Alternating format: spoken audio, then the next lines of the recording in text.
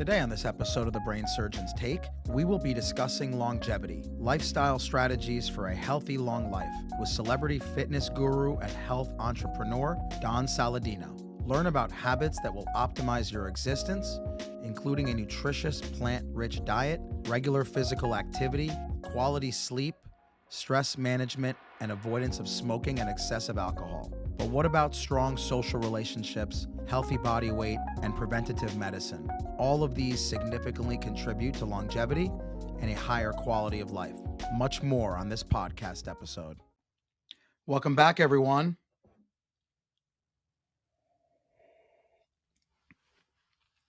Here's my take on Don Saladino.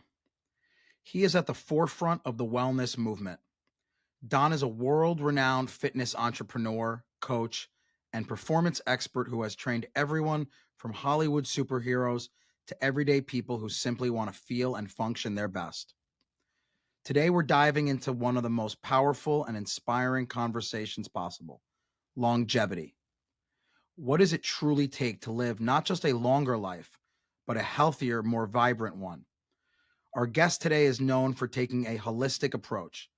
He's not just about building muscle or chasing aesthetics, but about creating sustainable lifestyle strategies that improve strength, energy, and resilience for the long haul. He understands that longevity is not just about adding years to your life. It's about adding life to your years. In today's conversation, we'll explore the habits, mindset shifts, and daily practices that help us move better, age smarter, and thrive at every stage of life. Whether you're a high performer, a busy parent, or someone just looking to feel younger and stronger, you're going to walk away from this podcast with practical tools you can start using immediately. So let's jump in. Listen up as we discuss longevity, lifestyle strategies for a healthy, long life. Check it out. Hey, Don, what's going on, buddy? Doc, good to see you, man. Always great to connect. Always good, man. I'm going to see you twice in 2 weeks, which I'm happy about, so this will be fun. There you go, man. Listen, I'm really stoked to have you back on the podcast talking about longevity and lifestyle decisions and strategies to live not only a long life, but also a healthy and vibrant life. And as one of the preeminent health entrepreneurs and fitness gurus in the country, look forward to hearing about it from you. I'm honored. Thank you. What do you think longevity means? Like, what is your interpretation of what that term represents? It's funny because most people think that longevity is living to over 100 years old. And I think about it as a quality of life and having the ability to do things that you want to do. Like, I'm 48 and I still want to do things that I was doing at the level I was doing them when I was 18. And, some people think that's impossible. And, it's inevitable. We're all going to get older, right? But I do think we can slow down the process of, like, listen, I'm still hitting PRs. I'm still running. My body composition is still the best it's been. I'm still able to do these things. Is that going to get harder for you to do at 58, at 68? Absolutely. But I still think that a lot of times what happens is we give up on these things and then it just becomes this small snowball effect. So longevity for me is being able to live a high quality of life for a very long time. And when I say high quality of life, I mean being able to do those things. Like, I want to be 90 doing pull-ups. And I saw it. I trained with Jack LaLanne when he was in his 90s. And I saw him come into the gym with probably 10% body fat, incline dumbbell pressing 55, 60 pounds. And I was in awe. And we're seeing it now. Like, I saw a picture the other day of Chuck Norris at 85, or who is that actor from Ghostbusters who's 80. These guys look like they're 55 years old. So to me, that's longevity. I think it's really prolonging this process that I think at a certain period of time, a lot of us give on. But I think the mistake people make is that we're not going to biohack our way into doing that. You love cold plunging. I love cold plunging. I love saunas. I love my shift wave chair right here. Those things are the cherry that's on top of the sprinkles, that's on top of the whipped cream, that's on top of the ice cream, right? It's the boring things that people don't want to do is what's going to pay us dividends. And I think that's what's going to allow us to really focus on that term longevity. Yeah, I mean, I think you said it best. I think the biggest misconception, people assume that when you're 48, just like me and you can't be as in shape as you were back when you were 28. And I totally agree with you. I'm in better shape now than I was back when I was 28. So I think that's a huge misconception that, oh, it's going to happen. We can't stop it. And I'm just going to decline. I feel like you put in the work and you're dedicated and you're organized, you can definitely slow it down. Tell us about how you, in particular, train differently for performance versus longevity. Um, well, I think there's a lot of carryover, right? Because when I think of performance, I think of someone that has to be adaptable to their environment. So, in performance for me is not only an athlete, but it's a parent who's got to get up early and run and wants to exercise and wants to be on the field coaching and has to be malleable. They have to be adaptable. So I think there's a lot of carryover. I think longevity, though, um, that training piece really becomes more about a minimalistic approach because you don't need to be training the way that I'm training or you're training to live a high quality life. We can tone that down.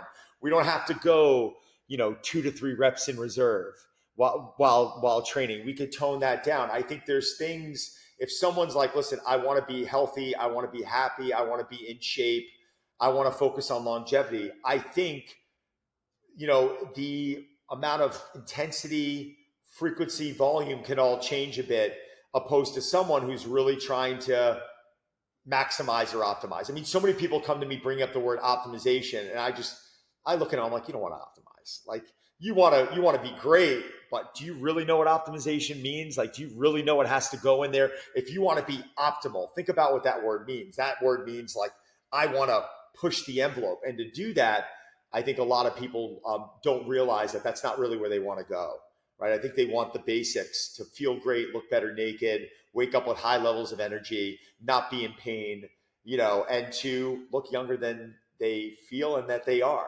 And I think there is a massive difference between the two of them, but I also know that there's a lot of carryover. Give us some examples of what exercises are best for longevity and vitality. Well, exercising could be, going for a walk. Exercise could be going for a run. I mean, I think a lot of it comes down to heart rate. Like I have a friend of mine the other day who's like, yeah, I'm at 125. He's 58. He's like, I'm at 125 walking for an hour every day. And I'm like, wow, like that's probably his zone two. You probably say that's around his zone two. That's great. He's getting cardiovascular benefits from that. For me to walk around for an hour, my heart rate's going to be at 80. It's so we're going to achieve different effects from the same exact thing. And I think that's the first thing that people need to understand is that, exercise is going to affect us all differently. If I'm in here and I'm doing a Zercher squat, which is a very uncomfortable, very difficult movement, that does not mean I'm telling everyone out there to do Zerchers. It might mean that I'm telling them to do goblet squats. So for me, I think breaking the body down into a push, a pull, a squat, a hinge, and a core, those are 5 different approaches I would take to movements. And there's a lot of variability in those. The first one I named, which is a squat, could be a bilateral back squat, which a lot of people can't do. Could be a front squat, could be a Zercher squat, could be a split squat, could be a single leg squat to a box. I mean, I can go on and name 100 different ways of squatting. So you've got variability in there. An upper push could be horizontal or vertical, could be bilateral, could be single arm, it could be machine, it could be cable. There's so much variability in there, but I think it's really about finding what your body allows you to do and where we're not loading dysfunction. I think where we screw up is that someone will see an influencer online and they're like, oh my God, this person, she looks amazing. He looks amazing. They're doing back squats. I have to do back squats, not knowing that they have no dorsiflexion in their ankle. They have no internal external rotation in the hip. They have poor thoracic extension, and they cannot get into position. And when you start loading dysfunction, that's a recipe for disaster in my book. So I think a really good thing is to understand that look for exercises that give you a big bang for your buck. And that's not to devalue unilateral or isolation. Oh, I'm sorry. That's not to devalue isolation movements, but it's to say if you're limited in time, going for those movements that are big bang for your buck. So some form of a squat, some form of a hinge like an RDL or something more hip dominant, an upper push like a push-up, right? Or a dumbbell bench press or a vertical press. Pulling could be a pull-up or a row. And in a core movement, God, we could do carries. farmer carries, single arm suitcase carries. If you come in with a good recipe there and you structure it around 3 days a week, I think we really start getting into that longevity piece where you're focusing on these movements 3 days a week for 30 minutes. You're maybe getting a little bit of cardiovascular work and you're keeping your steps up. And if you're doing that while hydrating and eating protein and getting your fiber, you're going to be in a really good place for a very long time. That's such a great summary. I think also people think about muscle and they think it's all about physique and how you look and just strictly, appearances. But what we're learning now more and more is that muscle does so much more than just movement. And it's so important for your overall health and your metabolism. Talk about why strength training is so important, not just for the college athletes, not just for the weightlifters and power builders, but the actual people over 50, 60, 70. I think it's more important for them, to be honest. Guys, muscle is body armor. It's body armor. It's my grandma fell in her 80s and she was frail. And because she fell, she shattered her elbow. She had to go through surgery and she was under for a very long time and her bone was falling apart and she was frail. And that really started the decline of her health, because she went under anesthesia for too long. And at that point, it was when I saw her health drastically decline. So when I think of muscle, I think of athletes, but I think of body armor. I think of someone in their 80s who is going to have that fall or be in that accident or trip. It's going to happen. It's inevitable. My parents I think they're young. They're 79. They're soon to be 80. My mom fell recently. She fell a few years ago. Next thing you know, she's in getting hip surgery. We want that body armor. But if you could start at a young age and you can develop muscle, and I never like saying functional, right? Because everything to me is functional, right? Going in and pulling a baby out of a crib, there's your bicep curl. That's functional. So when someone says that that's not a functional movement, well, tell that to the mom pulling the baby out of the crib. Like, she better have strong biceps, right? So I think if we start at the right age and we're able to really do things the right way and train the right way and recover the right way, and we focus on movement quality and energy, and we have a balance. And when I say we have a balance, I'm not telling the college kid or the 30-year-old never to go out and party.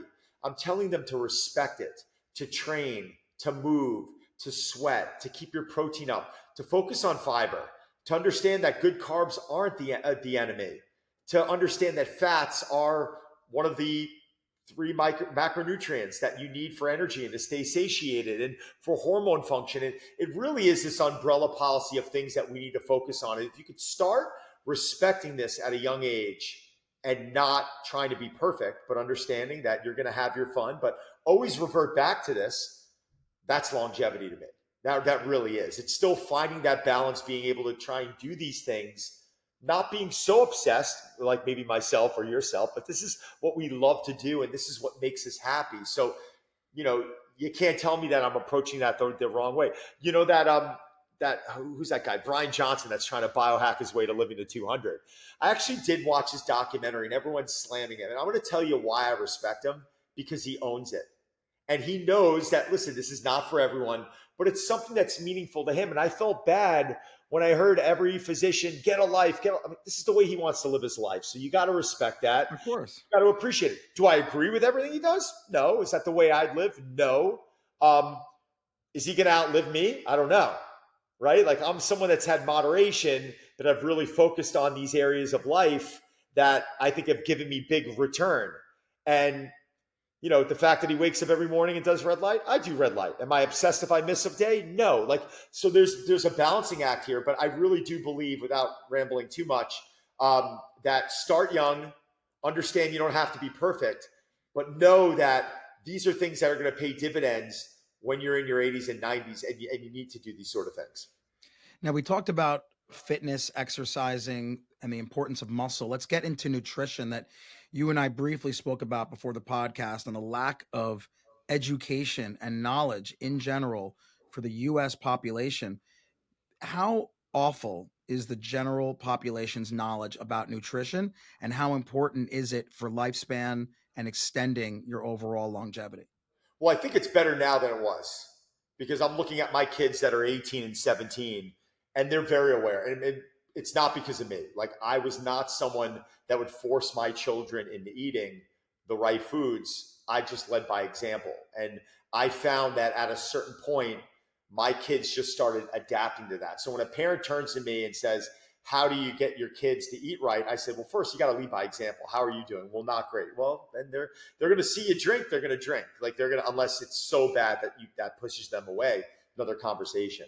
But I think the nutrition now, and I do believe that the education now, I don't think it's better, but I'm seeing that the young kids are a little bit more aware than myself. When I was 16, 17, I was getting pizza. I was eating at McDonald's every day. I was in great shape. I was also playing 4 sports in high school, getting out of the pool after swimming, and I was ripped, and I was 179 pounds. And I had that stuff going for me, but I didn't really understand about performance and energy. Now I'm seeing my son making different decisions and his friends making different decisions. And maybe it's because they watch me. I don't know, but I couldn't agree with you more. I think there isn't enough emphasis put into education. I do believe that our youth, they're learning so much about things that are just not applicable in everyday life.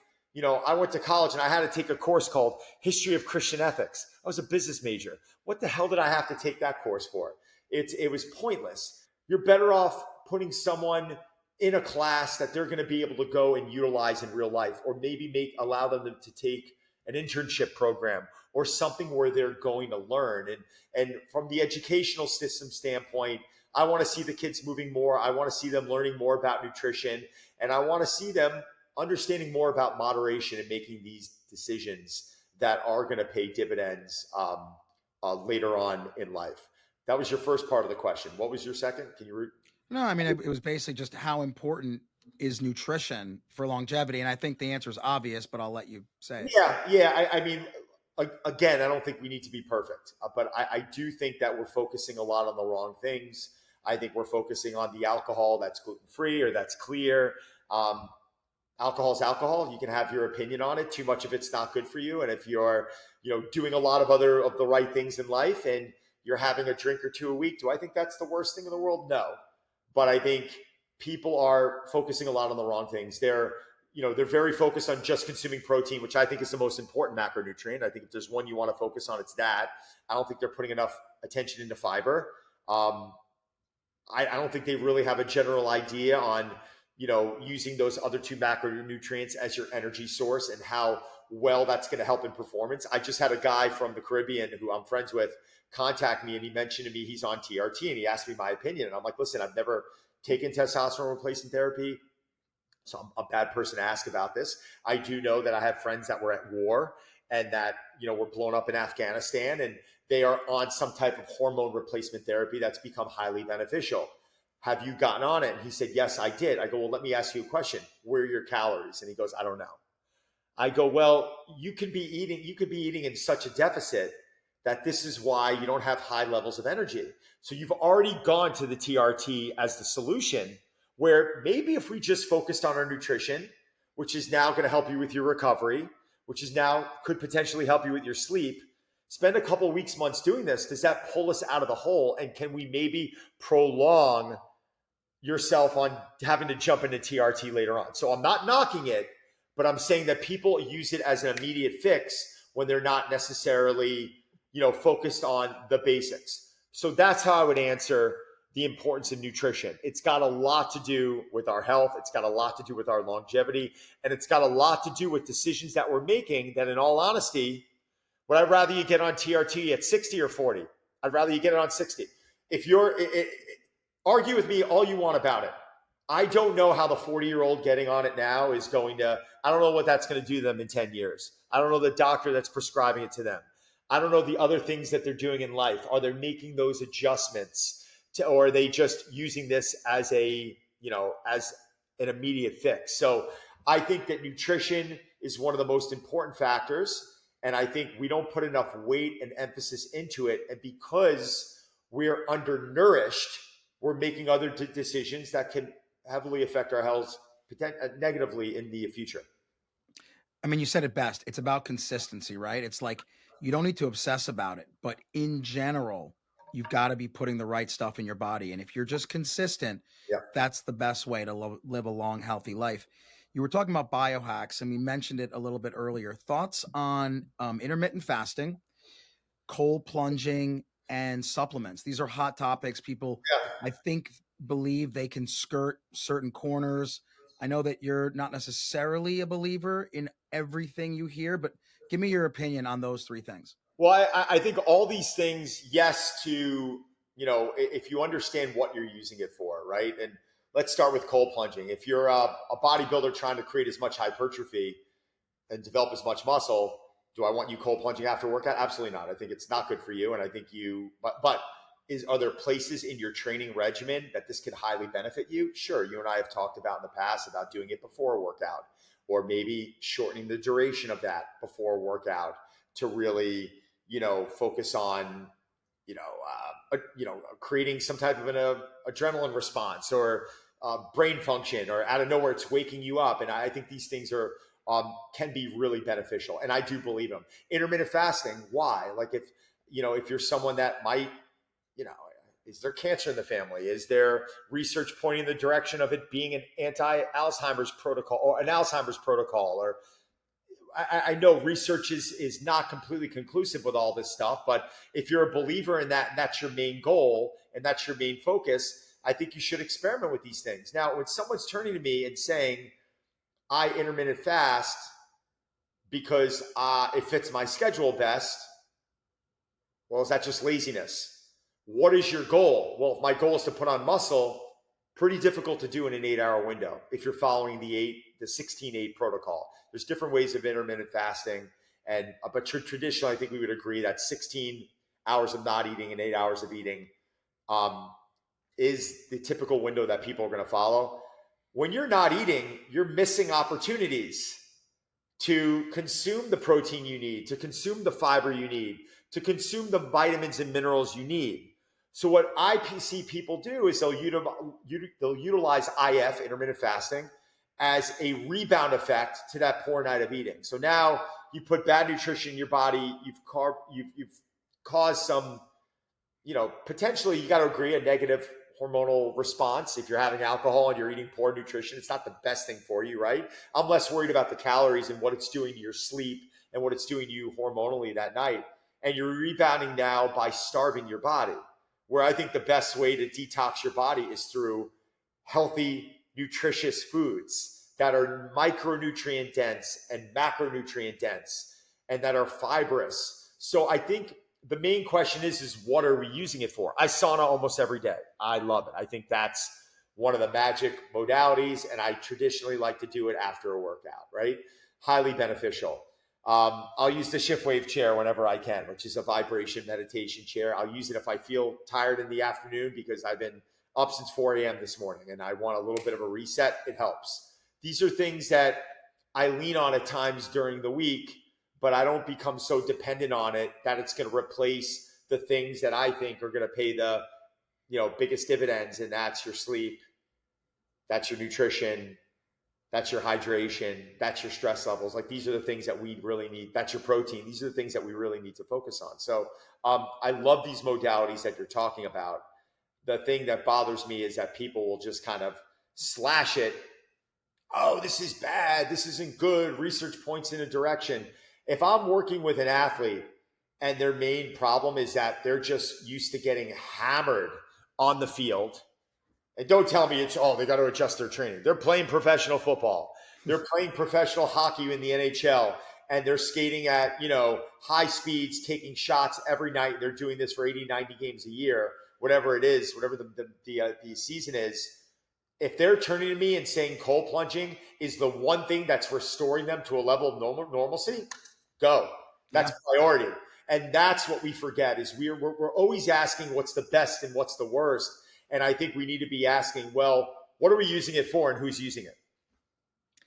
Sleep. You mentioned it very briefly, but obviously a critical topic. How important is sleep for aging in a healthy fashion? Oh my God. I mean, I never like to say something's the most important, but if it's like the number one thing I'm normally asking someone when I was working with people one-on-one, how are you sleeping? It's like that to me. Well, don't worry about my sleep. I want to change body composition. Like, focus on sleep. Like I'm going to quote Paul Chek from 30 years ago saying it's the greatest fat burner and it's free. Right. But I think changing these habits and slowly starting to get someone who's unable to sleep at a high level of quality is not something that I think blue light blockers are going to fix overnight, or meditation is going to fix overnight, or magnesium is going to fix overnight. I think these things are going to improve it. It's going to push us in the right direction. I think these are habit changes that we need to start making. I think it's lifestyle changes we need to start making. But if there was a thing right now that you were like, listen, you have to give me an answer, you have to give me that number one thing, I'm probably going to put that up there as one, top two, like most important things that I think we need to focus on out of the gate. Yeah, I mean, I could not agree more. The other thing that is so prevalent in society, stress, and it's only getting more. And Wow. stress, anyone will tell you, doctor or not, just destroys your body. How important is stress management for longevity, and what do you recommend to your clients? I think first off, yes. I mean, you're asking amazing questions, and these are things that I think people all have to take into consideration, no matter what your goals are. If your goal is just to have great blood work and improve your vitals, improve stress. If your goal is to improve body composition, improve stress. If it's fat loss or muscle gain, improve stress. The one thing I have been talking a lot to people about is, I like that line, show me your friends and I'll show you your future. And it's a cute line that basically is saying is who you surround yourself with has a lot to do with the way that you live.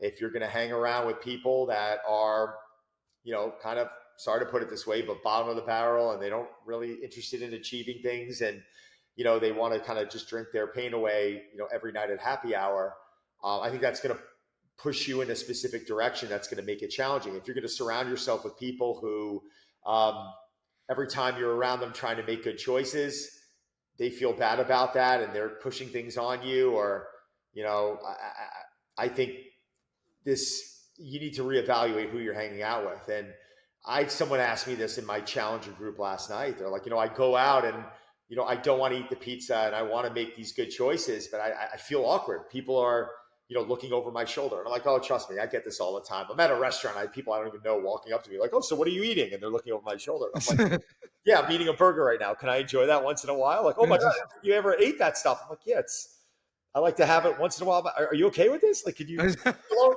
it's insane. Like, but I get it. People see this and they feel awkward. They feel bad about what they're doing when they see you making good decisions. I think at a certain point, you just got to become very numb to it, ignore it, and live your life, or you got to start, evaluating your friendship group. Now, you talk about being motivated, being disciplined, being consistent. Anyone will tell you motivation is tough to maintain over time. What do you recommend for your clients? How do they maintain such strict discipline when motivation starts to fail? Well, I would always take discipline over motivation, right? I think discipline is something that has to be trained over time. I was, I'm writing a book right now. Ryan Reynolds is writing the forward. It'll be out end of next year. And I was all at my writer today, and he was asking me questions about waking up in the morning. And he's like, well, when did that start? Like, you're like an early riser. And I'm like, trust me, I didn't want to wake up at 4:30 this morning. I passed out by 8:30. I slept 4:30, my eyes opened up and I was like ready to go. So I jumped out of bed. I was like, that process started to me, call it luck. It was at a very young age. I never hit the snooze button a day in my life. I don't know what it is. I don't have one on my alarm clock. I'd never done it. I'd never reset my alarm. I remember as a young kid, when the alarm would go off, I was probably in the shower within 5 to 10 seconds, because that just woke me up. And I knew that if I laid there, I would procrastinate and be late for school or be late for the things that I was doing. And I think because I started at a young age, I developed a discipline. I am not motivated to do this stuff every single day, but I'm the most disciplined person I've ever seen. It's how I am. It's the way that I've trained my mind. I've never not done it. Now, I've ended up in the hospital because of sickness, or I've, been in accidents that's taken me away from these things. I always find a way to work around it. The last time I showed up to do it and decided not to do it, I remember it was sophomore year, 1996, was the last time I woke up in the morning, went to the gym and walked out, because I was so sleep deprived. I said, I just need to sleep. I don't, if I have to sleep a little bit more, I'll sleep. I'll come back. I'll do it at night, whatever it takes. But the last time I said I was going to go out to do something and I didn't do it, That was the year. It was 96. That's not saying that I didn't get, I was rushed to the hospital because X, Y, and Z, or, had COVID or took a day off or moved. Yeah,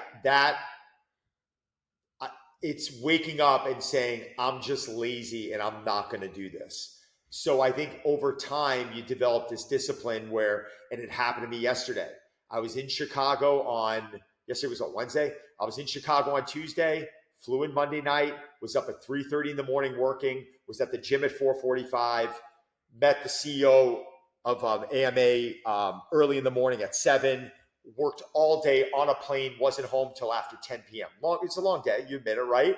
Long day, a lot happened, showered, passed out by 11. I woke up Wednesday morning, I was fried. I was a bit fried. And what did I do? I got in, I took my time with the warm up. I wasn't highly motivated to do the work. I still did it. I hit a PR on the lift. I don't know how I did it. I was able to push myself to a specific point. I did not feel it that day. I was exhausted yesterday. Did some meditation, went and got a massage in the afternoon, ate really good, woke up today, and I feel great. Those days are going to happen. But I think I train more for this and less for this. But if I'm in there and I get the work done and I do what I know I need to do early, then I feel like I can accomplish anything throughout the day. And that's something that I think has to be developed in time. I mean, you said it best. I mean, there's just no excuses. You can't give yourself the out. The moment you give yourself the out, that becomes a habit. And so if you say you're going to do something, Do it. you do it. That's it. And you don't, because you can create an excuse for anything in life at any point in time if you want to make an excuse. And schedule it. Of Like course. this morning, I went for a 5-mile run with a friend of mine. It was in the book at 7 a.m. I did not have an appointment till 10 a.m. this morning. At 10 a.m. it started, and it's going to go all day, all night. But I had a late start today. 7 a.m. That was in the book. It didn't turn into 7:15. It didn't turn into 7:30. I had time. I could have done it. There was a discipline there. And I said, you know what? I got to get this in now because I have to be somewhere. Actually, I had a haircut at 8:15. So not entirely true, but I bookend these things because I know you got to get it in. You got to hit here. Otherwise, my whole day is screwed. So I think that's really helpful when you put it in the book and you wake up and you say, I got to do. Oh, I don't feel great, and you get in and you just do work. I think it's important for yourself mentally. And I'm not saying there's not days you shouldn't take off, or maybe your HRV's in the tank, or like, you know what, I'm sleep deprived, I'm sick. I'm not saying that. But the people I'm talking to right now, are you really taking off because you need it? Or are you just tired and a little bit lazy and a little bit overworked? Well, guess what? Get in line.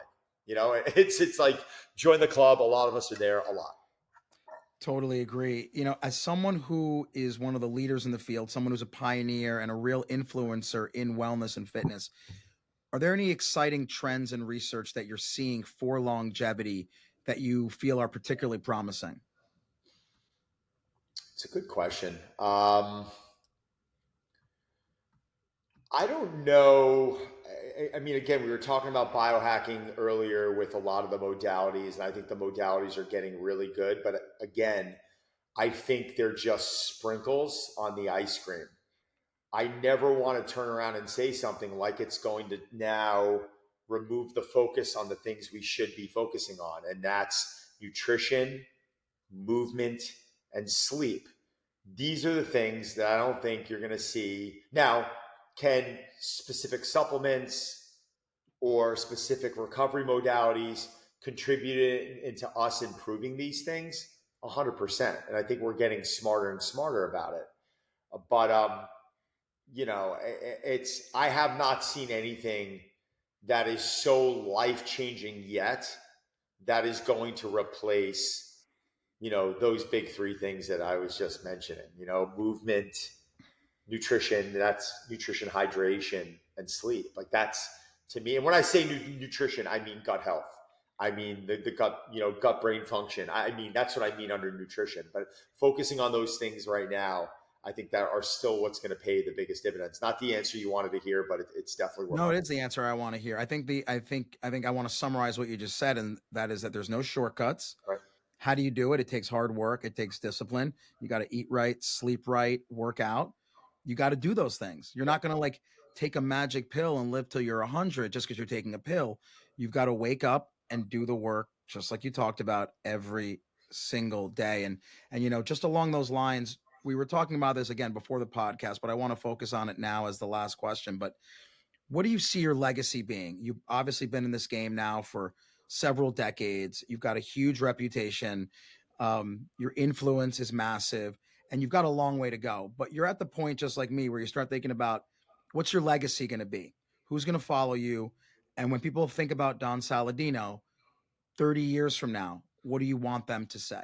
It's funny because I don't want to devalue anything I've done to date, right? I've been in the business now over 26 years, and people know me as a coach. They know me as gym owners. They know me as someone who got involved in the tech space pretty early. They know me as a community builder, which is what I host now, and all those things for me are really important. They know me as a celebrity coach, which is very watered down and not how I really like to ever be. Looked at, but the reality is it's still part of my makeup, and I'm very grateful for those people. I want to be someone that helped and that made change and that, established a bit of a legacy. I am not concerned with, if I have 5 or 10 million followers one day, great. Like, that's going to contribute to business and that'll be helpful. And I get that. I love building. I love collaborating. I love doing things like making a difference. And I said earlier, I got just brought into the American Medical Association for a project I'm not at liberty of talking about, but for me, it's very meaningful. And I feel like I can really leave a fingerprint on that. Now, am I talking about it prematurely? I don't think so, because this is something I'm working on right now. And if I'm with them for 2 months, which is what my term is supposed to be now, great. If we decide to extend it, awesome. It means I can do something that's really meaningful and that could really change the landscape of what it is and how people are looking at wellness. And for me, it's always about building. It's always about evolving and developing. I'm just not one of these people that's going to be happy with shooting content and putting out content and, judging success by following or email subscriptions. I like to make change. I like to make a difference. And I think there's a lot I've been able to offer to brands and to companies. And I think that's going to be my next venture. Like I said, I'm doing a book right now, which I'm really excited about. I just launched a podcast with Joanna Gaines called Stronger with Don Saladino, which you're going to be on next week, which I'm very excited to have you on. These are all contributing to that pot. But it's a great question. I'm hoping to do those things and continue to do those things that I just listed. Don, what a great interview. First of all, very excited to be on your podcast next week. That's going to be a blast.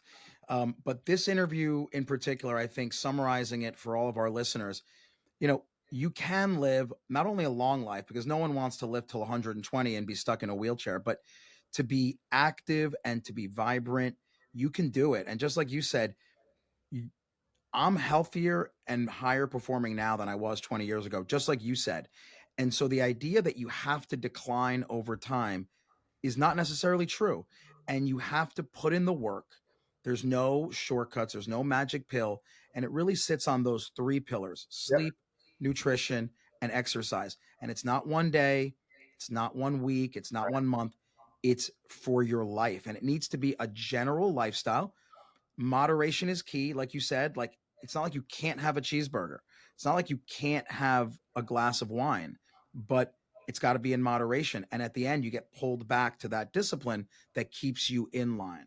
I think, and I'm going to close with one thing here. There's a lot of influence online now, and there's a lot of people that are creating systems to fit their program. I heard a very well-known, famous doctor the other day talking about a carrying protocol. And he says, I've been doing farmer carries way longer than he's even been practicing. I've been doing them for 30 years. They're called weighted vests, not rucking. I've been doing weighted vest walks for 30 years.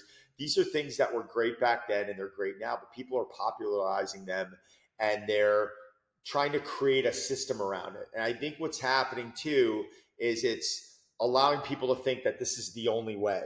Where my grandma lived to be 99, one of my dad's mom, not the one that passed away in her 80s, obviously. Her and her sisters, 4 or 5 sisters, they all lived to be the ages of 95 and 105. They had a scotch every night. They ate healthy foods and vegetables and pasta and proteins, and they cooked with healthy ingredients, and they had low stress, and some of them smoked cigarettes, which I'm not telling anyone to do, but they laughed and they kept stress low and they did things in moderation. And because of that, they were able to live a really long life. My grandmother was in a wheelchair for 30 years. She had an accident. She fell. She could not carry a fraction of her body weight in the wheelchair. She can snap open any jar with 2 fingers. And she didn't do carries, which is what this doctor was saying you should be doing, because I want you to open a jar when you're older. It's nonsense. We can find so many different ways to achieve, our goals. It doesn't have to be one way. And that's what a good doctor and a good coach is going to show you. They're going to help you navigate life to find out what fits into your life and your schedule. And if someone's telling something's the only way, or if they're using the words best, I always urge people to, use your, make sure that indicator light pops up, and do your homework and do your research. And there's probably another way. Don, always a pleasure, man. For all our listeners, Don Saladino, he's the man. If you don't know about him, just Google him. There's no one like him. So, You're the best. Don, I appreciate everything, brother. See you next week. Talk to you soon.